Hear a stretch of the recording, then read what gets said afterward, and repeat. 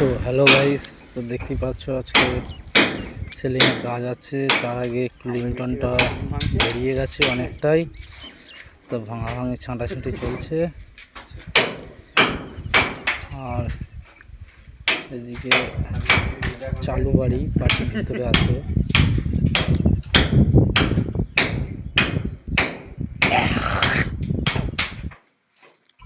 তো বন্ধুরা, ভালো লাগলে একটু লাইক টাইক করে দিও, আর আমাকে একটু ভালোবাসা দিও। তোমাদের অনেক কষ্ট করে ভিডিও বানাই।